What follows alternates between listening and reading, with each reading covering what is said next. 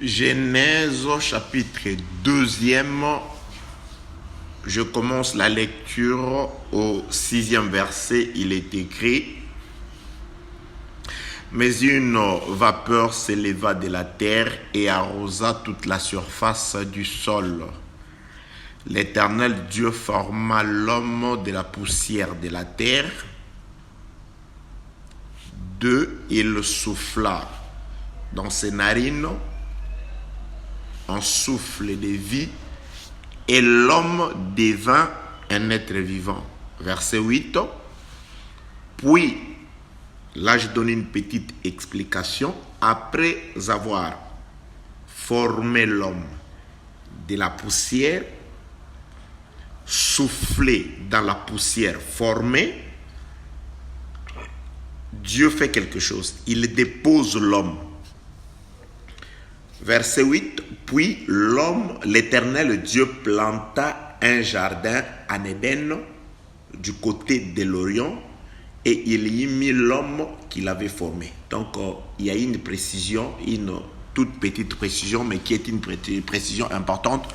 Nous allons la voir au long de notre de notre exhortation, de notre instruction, de notre enseignement. Donc, l'homme a existé, a été formé avant que Dieu ne plante le jardin.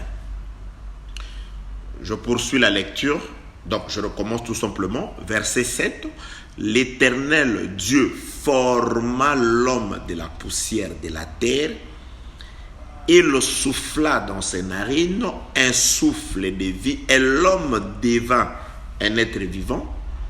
Puis l'Éternel Dieu planta un jardin en Éden du côté de l'Orient et il y mit l'homme qu'il avait formé. Verset 9. L'Éternel Dieu fit pousser du sol tout arbre de toute espèce agréable à voir et à manger, et l'arbre de vie au milieu du jardin, et l'arbre de la connaissance du bien et du mal. Que la paix, la grâce et la miséricorde de notre Dieu vous soient données au nom de notre Seigneur Jésus-Christ. Je suis vraiment rempli de joie, je le fais avec joie. Je le fais avec allégresse, car c'est une nécessité qui m'est imposée. Donc, de pouvoir vous annoncer Jésus-Christ, de pouvoir partager la toute petite grâce que j'ai reçue de Dieu avec vous. Je me vois dans l'obligation de pouvoir mettre au service du corps le don que j'ai reçu du Seigneur. Nous qui sommes plusieurs, nous formons plutôt un seul corps. Tout le membre du corps travaille pour le bien-être. Tout le membre travaille pour le bien-être du corps. Donc, ma petite grâce vous sera aussi utile, peut-être à peu de choses, mais je crois et persuadé, je suis par le Saint-Esprit, que Dieu vous fera partir de quelque part pour vous amener en tout cas quelque part. Bien-aimés, nous avons commencé depuis une intervention déjà, donc ça c'est la seconde intervention. Notre enseignement sur l'exode d'Adam ou le voyage d'Adam. Le voyage d'Adam, l'exode d'Adam. Nous avons pour texte de base ce qui est écrit dans le livre de la Genèse, chapitre 2e, à partir du 6e verset, où on parle de comment l'homme Adam a existé. Je veux donner, avant de donner un passage d'écriture, je vais d'abord brosser le plan de ce que nous allons dire tout au long de cet enseignement ou de cette exhortation. Voyez, bien-aimés dans le Seigneur, après le péché d'Adam, Dieu nous donne encore un autre indice qui va nous aider à comprendre l'origine d'Adam, comment il est parti réellement. Il dit: Adam, comme tu as péché, tu retourneras à la poussière d'où tu as été tiré. Donc, ces mots, le verbe tirer nous signifie suffit plutôt pour nous faire comprendre que Adam était une poussière tirée de la poussière. Donc Dieu n'a pas retiré Adam d'ailleurs, mais il l'a retiré de la poussière de la terre. Dieu a créé les cieux et la terre, et nous verrons par la suite de l'enseignement que de la terre, Dieu n'a pas seulement formé Adam. De même que Adam a été formé de la terre, Dieu a utilisé la même terre pour former aussi les animaux. C'est-à-dire, morphologiquement, Adam n'est pas différent des animaux parce qu'ils viennent tous de la terre. Et nous verrons dans la suite des temps la différence qu'il existe entre, ou qu'il a existé entre Adam et les animaux.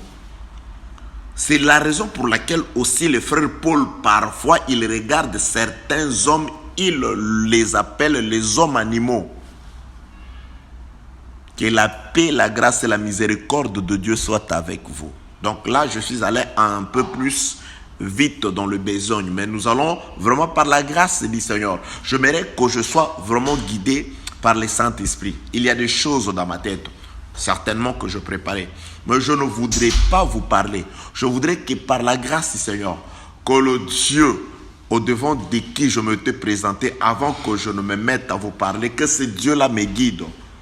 Que son esprit fasse de telle sorte que la parole qui sortira n'aille pas seulement toucher votre intellect, mais que cette parole puisse pénétrer dans votre âme, de manière à ce qu'elle soit l'intermédiaire entre Dieu et vous, comme Jésus-Christ l'est. L'objectif de la parole de Dieu, ce n'est pas seulement de toucher plutôt l'intellect, c'est-à-dire de vous permettre tout simplement de bloquer, de retenir et de commencer à ruminer comme des perroquets. Mais la parole de Dieu doit toucher l'âme de l'homme, doit transformer la personne, surtout rapprocher l'homme de Dieu. Paul dit, j'ai été fait ministre pour vous amener à l'obéissance de la foi, pour amener le païen à l'obéissance de la foi. Très important. Donc la prédication doit avoir pour mobile, pour objectif, amener ceux qui la reçoivent à l'obéissance de la foi. Pas à l'obéissance d'un homme, mais à l'obéissance de la foi. Que la paix, la grâce et la miséricorde de notre Dieu soient avec vous. D'abord, il y a la terre. En général, Dieu fait une séparation entre une portion de terre et la totalité de la terre. Adam, en réalité, est d'abord terre retirée de la terre. Dieu commence par retirer Adam de la terre. Nous parlons de l'exode ou du voyage d'Adam. Regardez le voyage. Adam est d'abord retiré, c'est-à-dire la première opération, comme je l'avais dit précédemment, qu'on ne peut voyager sans avoir fait des préparatifs. Lorsque Dieu voulait faire voyager Israël, il leur a fait des préparatifs. Cette nuit-là, 4 jours d'ailleurs avant, comment ils devaient faire, préparer la nourriture, cette nourriture qui les épargnerait de la mort et qui les délivrerait de la captivité. Grâce à laquelle, c'est-à-dire la viande de l'agneau avec son sang sur les portes, les linteaux de porte à l'extérieur, le préserverait d'abord de la mort, ensuite permettrait à ce qu'il puisse sortir de la poussière aussi. Nous allons voir toutes ces choses. Adam aussi, Dieu commence d'abord par le séparer de la poussière. C'est-à-dire Adam, Dieu dit, tu retourneras à la poussière d'où tu as été tiré. Donc Dieu retire d'abord la poussière de la poussière. Lorsque Dieu retire la poussière de la poussière, c'est sur la poussière, retirée de la poussière, que Dieu donne une forme. La Bible parle de Dieu forma l'homme de la poussière. Premièrement, Dieu retire la poussière. Ensuite, Dieu donne une forme à cette poussière-là. Troisièmement, Dieu va souffler dans la poussière, retirer de la poussière, donner une forme, la poussière qui a été retirée, qui a reçu une forme. Et c'est dans cette poussière ayant une forme, avec des narines, que Dieu va souffler. Dieu ne souffle pas sur Adam lorsqu'il est encore mêlé à la poussière de la terre. Dieu ne souffle pas sur Israël quand Israël se retrouve encore mêlé à la poussière de la terre, c'est-à-dire avec les Égyptiens sur le territoire égyptien. Ce que Dieu fait, comme il n'y a rien de nouveau sous le ciel, ce que nous vivons, c'est ce qui a été et c'est ce qui vient. Ce qu'Israël a vécu, le frère Paul nous dit, c'est un modèle, c'est un exemple aussi pour nous.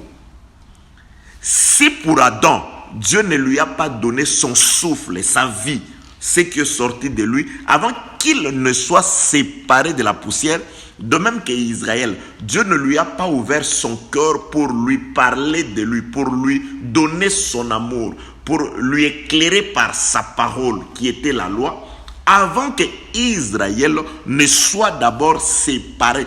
Dieu devait d'abord retirer Israël comme étant une poussière, c'est-à-dire une nation qui vivait dans l'ignorance. Parce qu'Israël en Égypte, quoique ce sont des descendants d'Abraham, c'est le peuple de Dieu, mais ils vivaient encore dans l'ignorance. Ils étaient dans l'idolâtrie.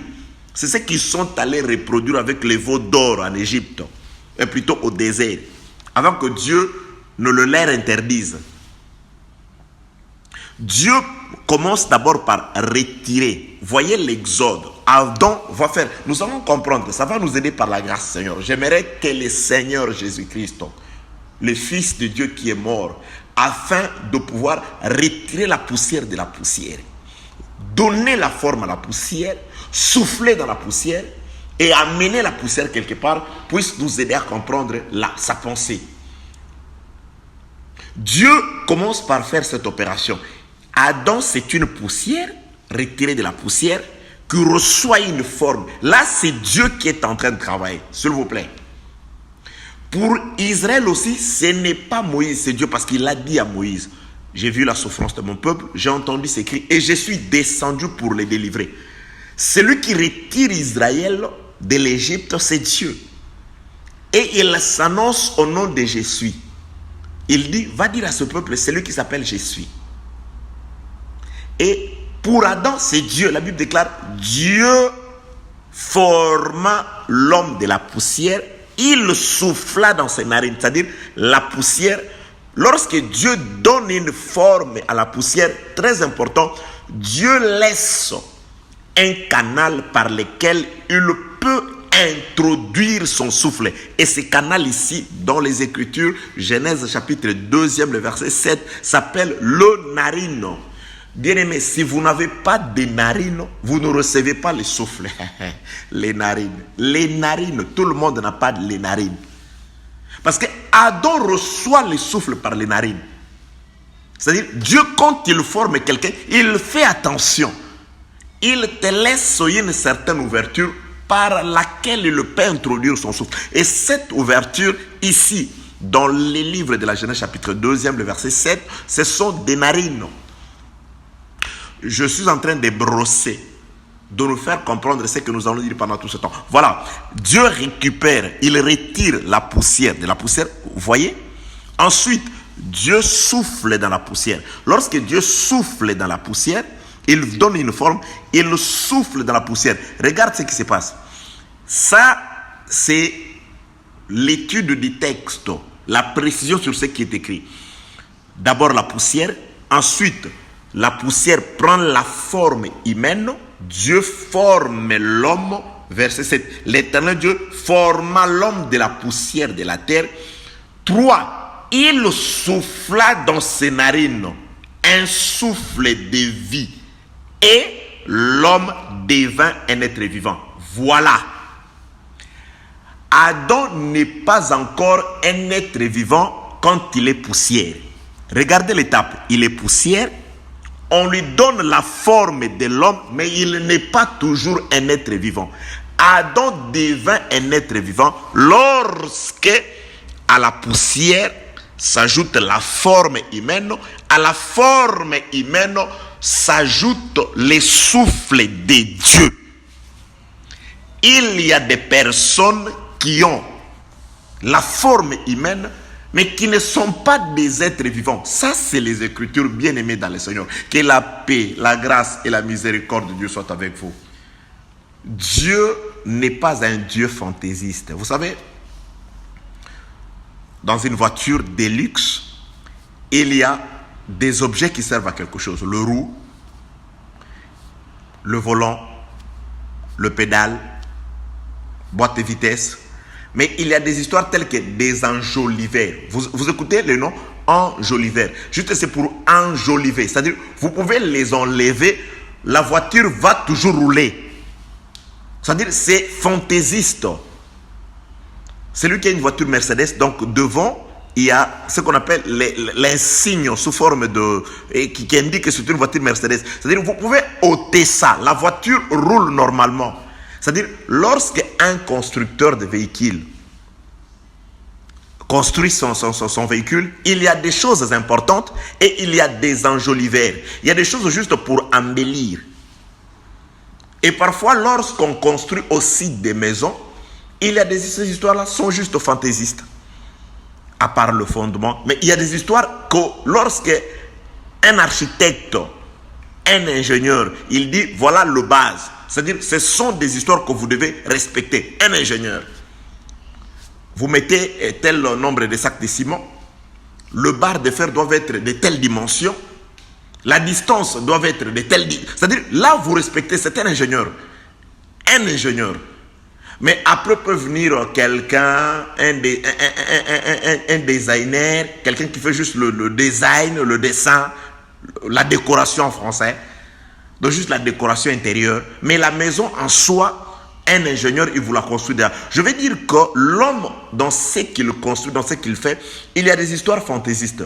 Mais lorsque Dieu crée l'homme, dans le corps de l'homme, il n'existe rien de fantaisiste. Il n'y a rien de fantaisiste. Dans la parole de Dieu, il n'y a aucun passage qui n'est là que pour être là. Non. Tout passage des Écritures, toute précision, aussi petite qu'elle soit, elle renferme une vie. C'est une molécule vivante. Voilà ce que je veux dire. Alors, toutes ces précisions qui paraissent aléatoires, anodines, mais il y a la vie. Nous allons comprendre qu'il y a la vie. Il y a tout un exode, il y a tout un voyage que toi et moi devons effectuer. C'est-à-dire, si nous saisissons ces choses. Parce que, voyez, Dieu retire d'abord la poussière de la poussière et il donne une forme à cette poussière. Et quand Dieu donne la forme à la poussière devient un homme. Il y a une différence entre la poussière et l'homme. Adam, dans la poussière, c'est juste la poussière comme toute poussière. Mais lorsque Dieu le retire, il lui donne une forme humaine. Adam devient un homme. Mais quand Dieu fait la troisième chose, c'est-à-dire il lui augmente les souffles de vie, c'est alors que Adam devient un être vivant. Donc, il existe une différence entre un être vivant et un Dieu. Dans le langage de Dieu, selon Dieu, tout homme n'est pas un être vivant. Est un être vivant celui qui a le véritable souffle de Dieu. Donc, il y a des hommes qui ne sont pas des êtres vivants parce qu'ils ont juste la forme humaine, mais à l'intérieur, ils n'ont pas de souffle de vie de Dieu. Pourquoi? Parce qu'ils n'ont pas de narines, le récepteur, le canal par lequel le souffle doit entrer. Les narines sont importantes. Que la paix, la grâce et la miséricorde de Dieu soient avec vous. Dieu, il laisse cet homme-là. J'aime les Écritures. La précision des Écritures. Écoutez, lorsque Dieu sépare la poussière, il donne une forme à la poussière, il souffle. Quand l'homme devint un être vivant, Dieu le laisse. Il dit, reste ici. Dieu va maintenant planter un jardin. Jésus-Christ est mort. Il nous a donné la forme. Le Saint-Esprit vient, nous donne le souffle, nous devenons des êtres vivants par le Saint-Esprit. Je veux donner tous ces détails-là. Lorsque nous recevons le Saint-Esprit, Dieu doit nous laisser. Il doit aller préparer un jardin pour nous. Dieu doit laisser l'homme sur la terre. Il doit aller. Mais lorsqu'il laisse l'homme sur la terre, il ne le laisse pas orphelin parce qu'en lui, Dieu laisse son souffle. Dieu part, Dieu laisse le souffle. Jésus-Christ s'en va, je m'en vais au Père. Il dit encore, je ne vous laisserai pas orphelin car je serai avec vous jusqu'à la fin des temps. Mais Seigneur, où es-tu? Tu es allé, je m'en vais préparer une place pour vous. Là où je serai, c'est là où sera mon serviteur. Tu t'es en allé, tu es parti ou tu es resté. Je ne vous laisserai pas. Je serai avec vous jusqu'à la fin des temps. Seigneur. Mais ça, ça explique ce qui s'est passé. Il retire la poussière de la poussière. Il donne une forme à la poussière. Il souffle. C'est-à-dire, Dieu prend quelque chose qui sort de lui. Parce que ici, la précision est chirurgicale. Genèse chapitre 2, verset 7. L'Éternel Dieu forma l'homme de la poussière de la terre. Il souffla dans ses narines un souffle de vie et l'homme devint un être vivant. Puis l'Éternel Dieu planta, il laisse l'homme, il va, Dieu devient un agriculteur. Vous savez, l'homme ne peut jamais être ce que Dieu n'est pas, si c'est un enfant de Dieu. Tout ce que nous sommes, c'est une portion de la fonction de Dieu. Parce que Dieu, c'est tout le corps. Il nous donne juste une portion. Toi, tu es juste la main. Toi, tu es juste l'œil. Toi, tu es juste l'oreille. Toi, c'est juste la jambe, le pied, le doigt. Si Adam doit devenir un agriculteur, un cultivateur, un jardin, le premier à planter, c'est Dieu lui-même. Mais écoutez la précision, la chronologie des événements. D'abord, la poussière est retirée de la poussière. 1. 2. La poussière reçoit une forme. 3. La poussière ayant reçu une forme devint un homme. La poussière change d'étape.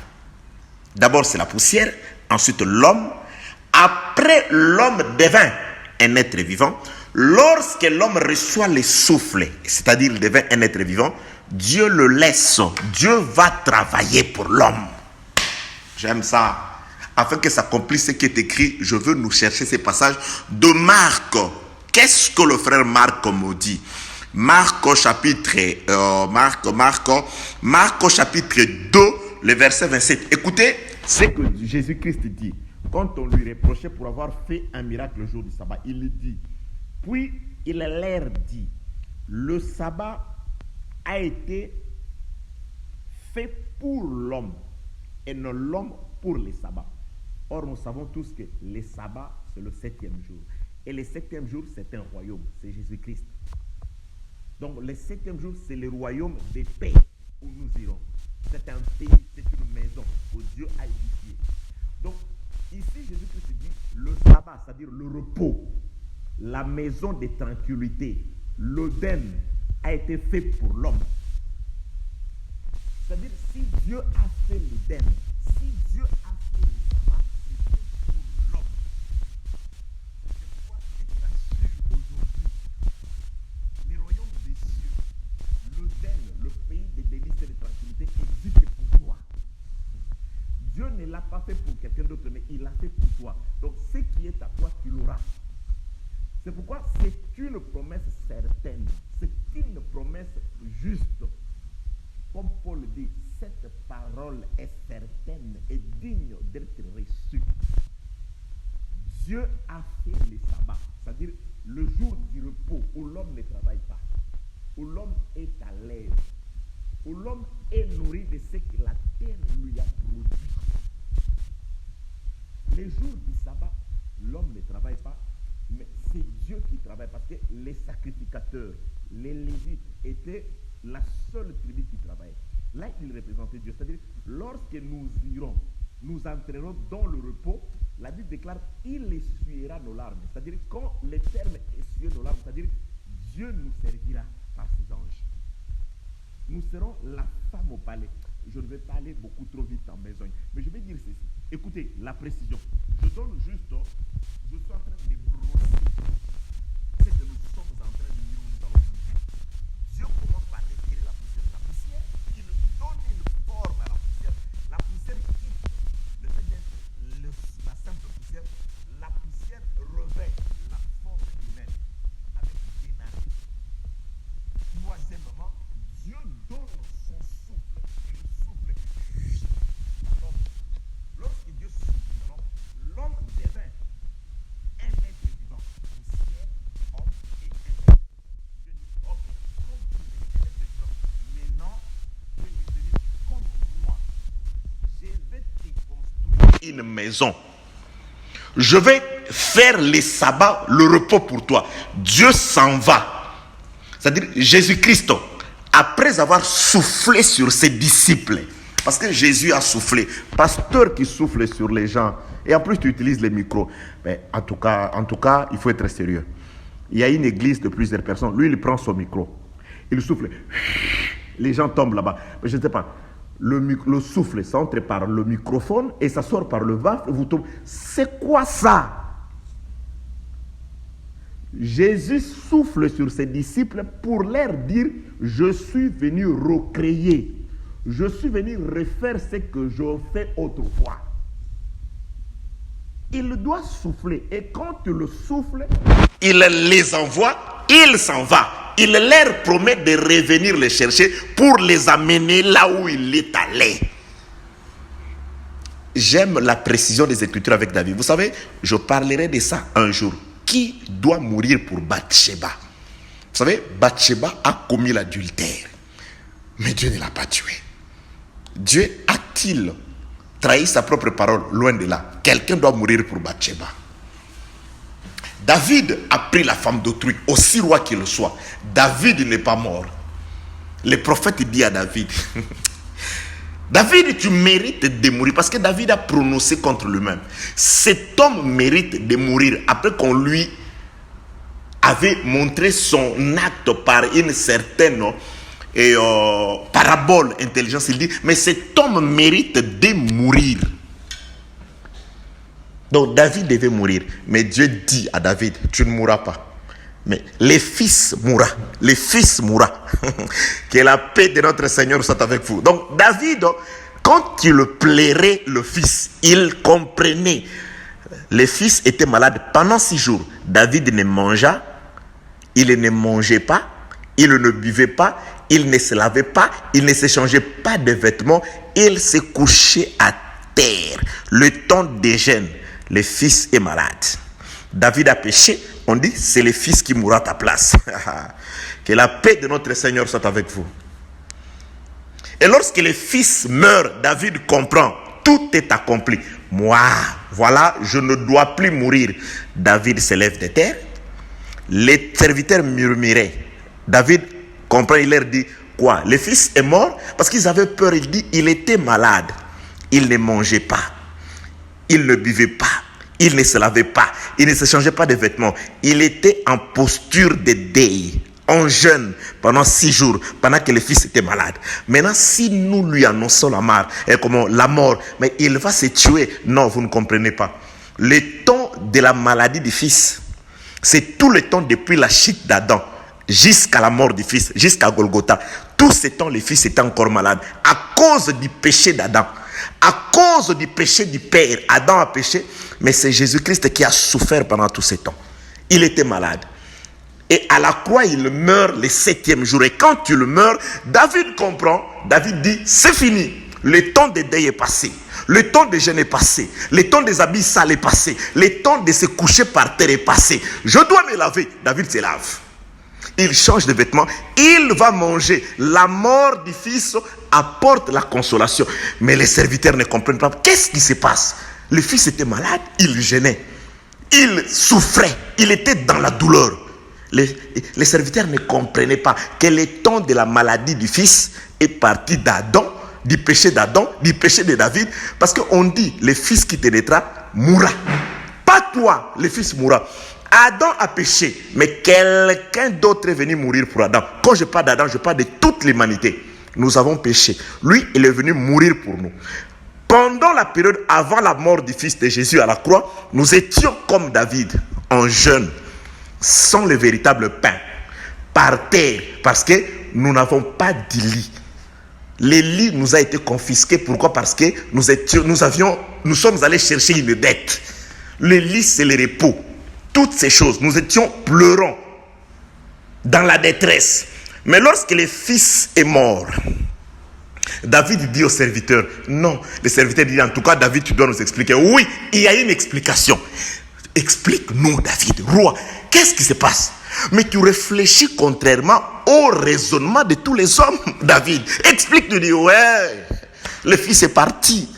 Ce n'est pas le fils qui viendra encore chez moi. C'est moi qui dois me déplacer pour aller vers lui. Je bénis le Seigneur pour cette révélation de David.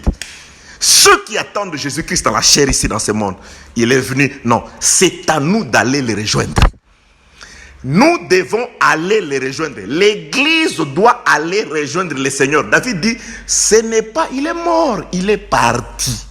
Ce n'est pas lui, c'est nous qui doivent, c'est moi qui dois aller vers lui. Lui ne vient plus vers moi sur la terre. Jésus marche encore en 21e siècle, 20e siècle sur la chair. Non, non, vous ne comprenez pas la prophétie.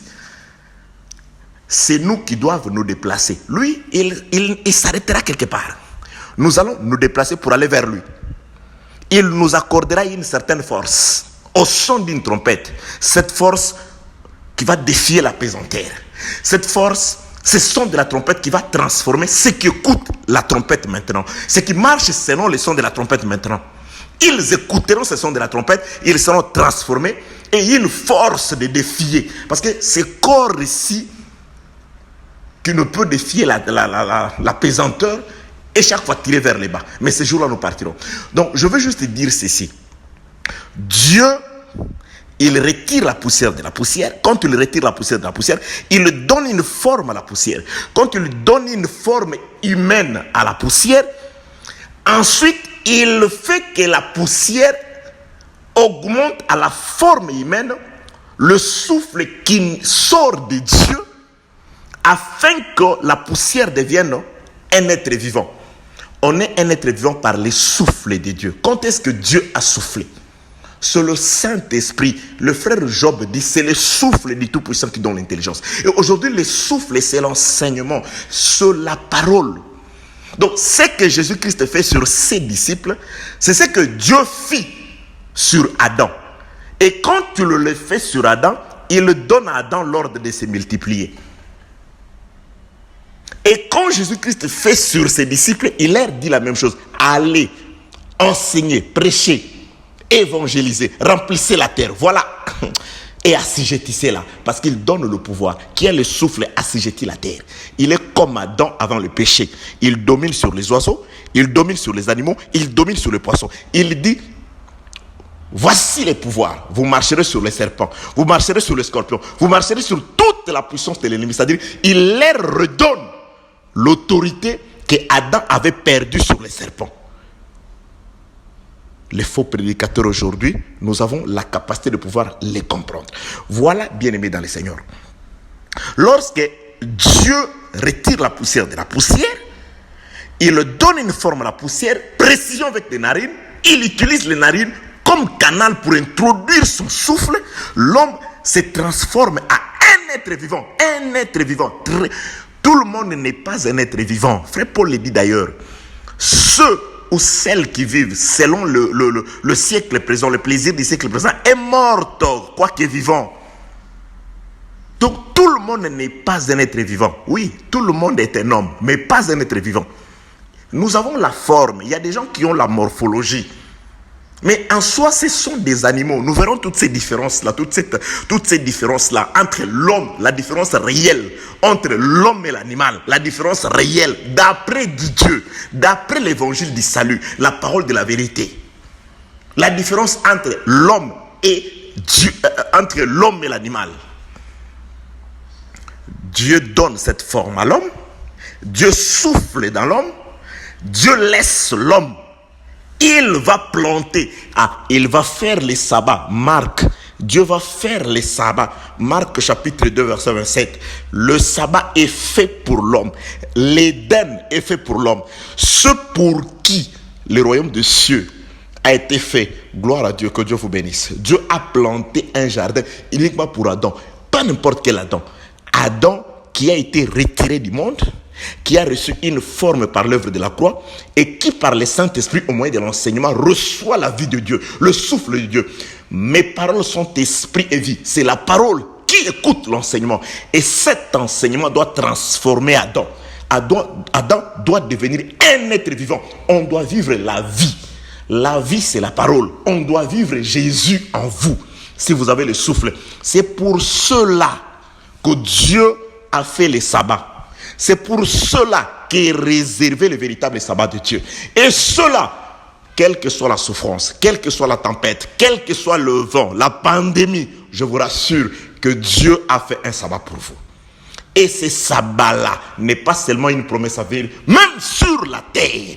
Le repos est pour vous au nom de Jésus-Christ.